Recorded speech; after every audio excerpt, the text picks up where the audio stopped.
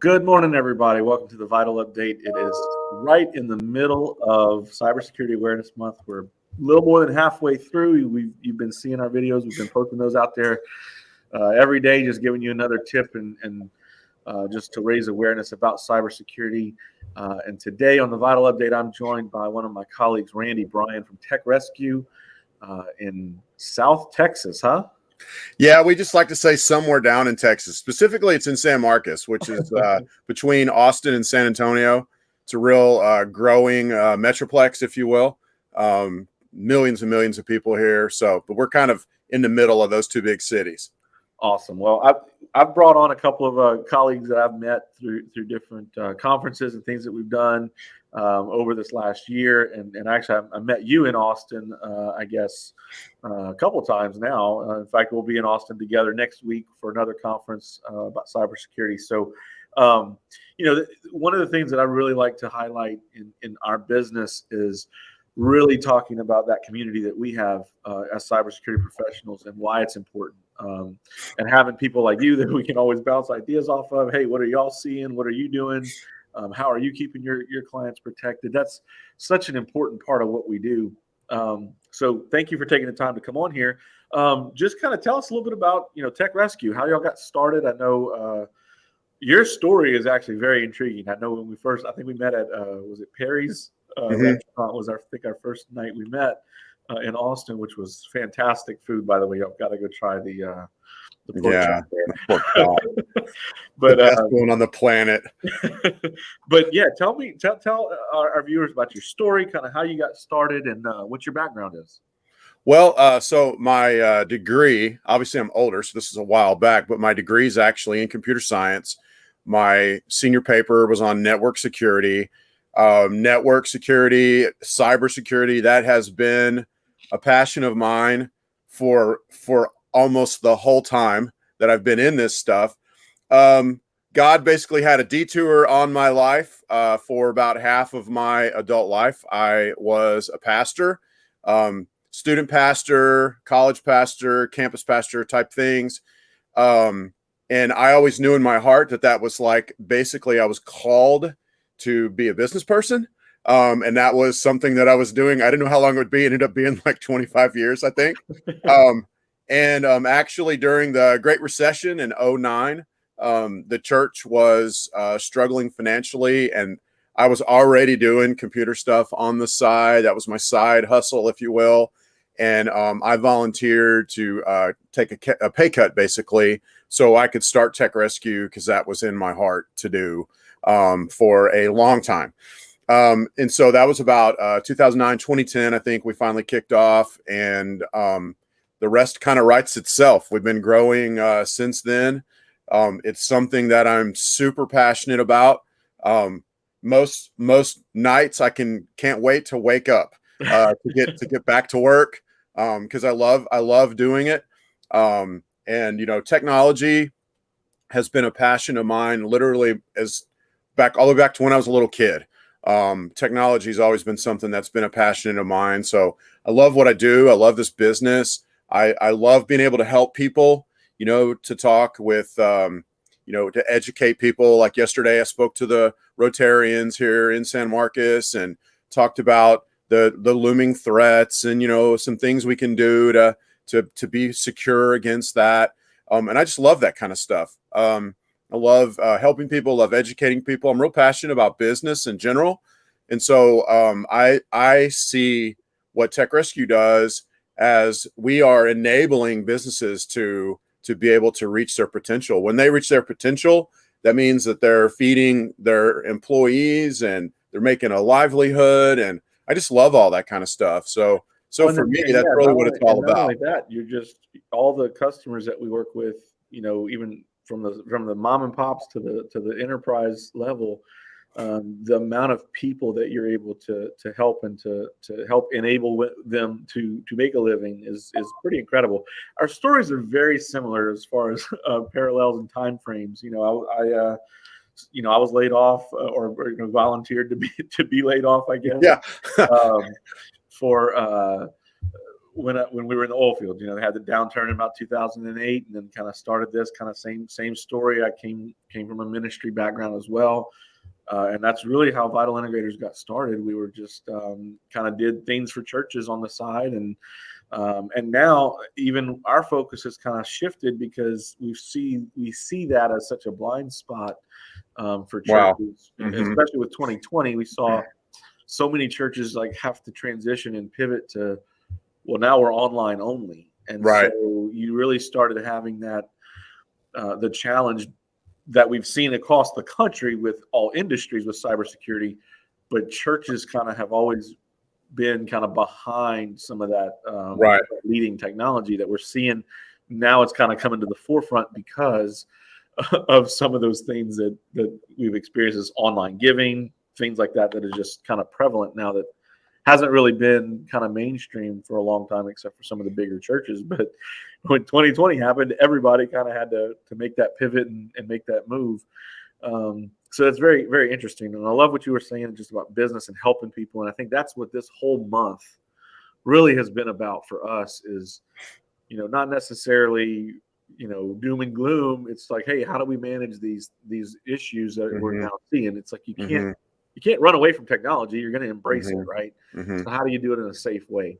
And I think people hear the term cybersecurity, they hear dark web, they hear some of these things, and it's like it's this ominous, scary thing that nobody wants to understand.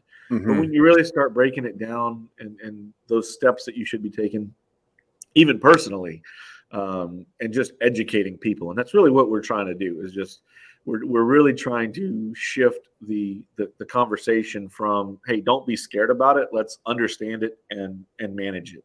Right. And I think that's what's so important for business owners, and really personal preferences for your kids' safety and your family and all of that. I mean, there's definitely things that's what we've been trying to do. That cybersecurity is for everybody. It's not just for the business. It's not just for the corporations. It's not just for the colonial pipelines, right? And that's what this whole month has been about for us, is just that education piece. Right. I know you said you were talking to some people yesterday. What have you guys kind of been seeing down there in Texas with some of the threats, and just kind of how have y'all been trying to educate some of the users on what they should be doing? I mean, the biggest concern that I run into is people that aren't really willing to get protected. It's funny because I was looking at a survey on a podcast that I do literally on Tuesday, and most of the business owners were willing to put the money into it, but they didn't want to close the holes, if you would, the security holes. And that's something that we run into. A very popular vertical, if you will, with us is construction. And a lot of my best friends are in construction type trades. And a lot of them are technology, reluctant or whatever you want to call it. And I have to stress to the companies that, business comes first. And obviously we don't want to just go in and just clamp down so hard that you can't run your business. But at the same time, it might be a little painful because even the surveys show there's a lot of reluctance, to close some of these back doors. And especially with CEOs, I mean, I'm a CEO, you're a CEO, we know how it is. But especially with CEOs, they've got a little, maybe they've got a log me in set up to something, and, or maybe they've got a special admin password to this or that. And they're real reluctant to close that. And I think that's not just here in Texas, but, I am seeing that a lot in construction trades. Well, and I think too, a fast growing area. As this industry, cybersecurity as a whole, we've kind of seen two different things start growing, right? The hacking industry and the criminal side of it has really kind of morphed into an enterprise in and of itself. They're kind of operating more at an enterprise level than just kind of the guy in the basement just trying to hack into things, right? And they're doing it for financial gain. We're seeing that constantly. But then also on the flip side of that, you have great companies and vendors that we work with that try to make those businesses more secure, but also not hinder productivity. And I think Right. that's the challenge of people think sometimes, oh, well, security that's going to hinder our productivity. It's going to make it harder to do our job, harder to do business. And the reality is you can set it up in a way where it's minimal intrusion for the end user, but Yeah. you're still secure. And I Right. think that's what's important. Right. It's like seat belts. I mean, they probably were annoying when people first started to have shoulder harnesses, you know, but you have to just kind of get used to it, you know. And in fact, a stat that I heard recently is we're looking at, you know, you mentioned cyber crime being a growing career path, which it is. I've heard numbers that put it somewhere around the 8% of worldwide GDP Wow. within just the next few years. We're talking like I've heard numbers as high as 6 trillion, and the worldwide GDP is like, I think the last time I looked, it was like 80 something trillion. So I mean, that's not quite 10%, but it's pushing it, which is crazy to think about. So it's something that we have to, you know, we have to be prepared for. And we can't and I think that's the important part is like you're not going to be able to stop. And we tell people, I mean, you can't any IT company or any person that says, "Oh, I can stop 100% of the threats," is lying. Right. You cannot stop 100% of it, you know, all the time. There's definitely going to be. There's always those vulnerabilities. There's always those holes. But one of the things that we use a lot of times, the analogy for our customers, it's very much like an alarm system. You can go get an alarm system for your house. And if somebody breaks into your house, that alarm system, it might have a great siren that's going to go off. But if it doesn't alert the monitoring company, they're still going to steal your stuff. And it's kind of the same thing. Like antivirus used to be kind of the people, oh, I got antivirus. I'm protected. I'm good. I've got that, you know, that alarm system, so to speak. But now it's, do you have somebody monitoring that stuff 24/7 to alert somebody that, hey, this is actually happening? This is an ongoing active threat. Something very simple like Office 365 logins. Do you know if you've ever had a login from outside of the country?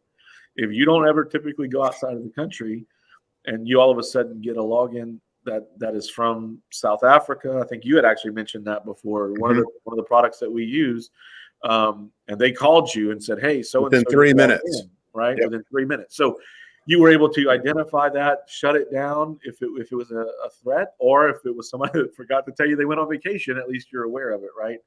And I think that's the piece that today is kind of what we start. Yeah.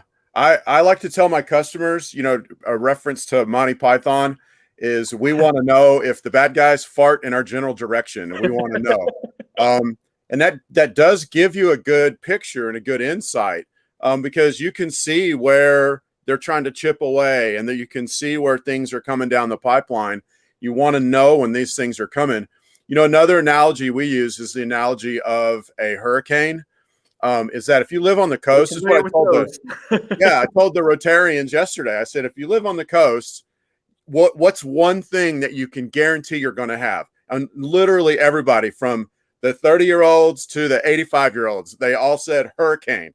They all know that if you live on the coast, you're going to have a hurricane. And so you can't prevent a hurricane, but you can be ready for a hurricane. So you can strengthen your building so it can withstand it. You can have insurance in place for the things that get broke that go over, you know, the $1,500 or whatever. And you can have in your, I'll kind of date myself, but I still call it this, in your Rolodex, which I never had, by the way, but in your Rolodex, have those numbers of people that you need to call when a hurricane comes. I know that the last big one down here in Port A that caused all of the flooding and everything, like people couldn't get contractors. And a friend of mine that is a contractor, he started a little side biz down there, just helping his neighbors on his street. So you want to have a contractor and your banker. You want to be ready for all that. You know, and I guess one more thing I would say, I know because you deal with a lot of churches, is in Nehemiah, when they went to rebuild the wall, they took their shovel and a sword. You know, they didn't just go up there just to rebuild it. They also had a sword to be prepared in case they needed to defend themselves while while they were doing it. And I don't know that it exactly literally says a shovel, but my point there though is that they were building and prepared for the worst, at the same time. And we need to be the same way with our cybersecurity. Yeah, and I mean, I'm sure y'all dealt with this too, but even from your home, last year, all of our schools around here, they all transitioned to remote learning, and we're still seeing some of the colleges and some of the high schools, if people get sick, they're still able to log in and do these calls. And so that brings up a whole nother layer of why we're trying to educate people about cybersecurity, because it really does start with the person. It starts with you as an individual and understanding what those risks are, to be able to even protect your children. And I mean, you think back on, when we were growing up, and it's like, man, I remember AOL used to be what everybody would get on, and that's how they would get on the internet, and just how things have so quickly evolved. And you really got the world at your fingertips, and what the access that our kids have to devices is hugely important, and making sure that they're protected and kind of educated about that, even in those early stages, right? Is super important for the next generation coming up too. So I know that's something very important to us. We try to do as much education and just free material that we can just help people understand what's out there, because a lot of times it's like any industry. I don't understand all the ins and outs of the construction industry. I don't understand all the ins and outs of like what a air conditioner repairman does, right? But they're aware of, they can look at something and say, well, shoot, that's going to fail at this point, or this is not a good, right. That's kind of the same thing. Like we see things, we're able to identify problems and identify potential risk to a business that we can at least point out and say, hey, you may want to address that, right?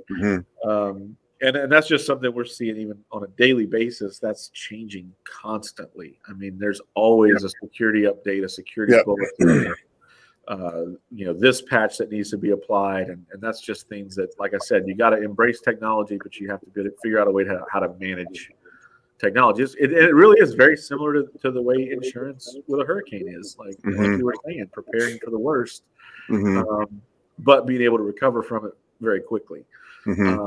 And you brought up about the the disaster and all that, and that's all stuff people don't necessarily think about. Right. That we actually can help formulate some of those documents for you. And hey, you might want to think about this. If a disaster happens, who are you going to call? What insurance do you have? What's your contingency? How are you going to operate? We're actually do that internally. We're going through that process now. If we didn't have access to the internet, how would we run our company? Because so much of what we do is right through the internet. And I just think that's always changing. In fact, I think today's topic for Cybersecurity Awareness Month is putting cybersecurity first. And that's really the mindset thing. To me, that's more of a mindset than a step you can do. Like, you just have to be completely aware that there are bad actors out there, right? And if they can figure out a way to get your information, they're going to do it. Right. So I guess we can wrap up. We're about 20 minutes. We try to limit it to that. But what are just some of the ways that top couple things that you would tell your customers that they should do at a minimum, just even if it's, whether it's personal or in the business world, what should they do to make sure they're being cyber aware? Well, I mean, so there's a list of like 11-ish things that you can go at stopransomware.gov and look at that basic list. But we do know that employees are your weakest link in the security posture, in your security posture. And then also we know that over 90% of all ransomware attacks come via email. So if you're on the 0-yard line and you want to run to the ball all the way to the other opponent's 20-yard line, start training your employees with cybersecurity, do cybersecurity training, and then also implement phishing training as part of that, which is sending out test emails that if they click on them, then they get to watch a little video to, remediate for their wrongdoing of clicking on that bad link. And then also enabling security on your email. I think that's probably that and password management. I mean, there's all kinds of two-factor authentication. There's so many things that are important. But like you said, the learning piece and training the end users is huge. Yeah, like, you don't know what you don't know, right? exactly. Well, and that's the thing. Like, so multi-factor authentication, second level authentication, that's where, you get a text or you have to enter a code. It's annoying at first, but that is a habit.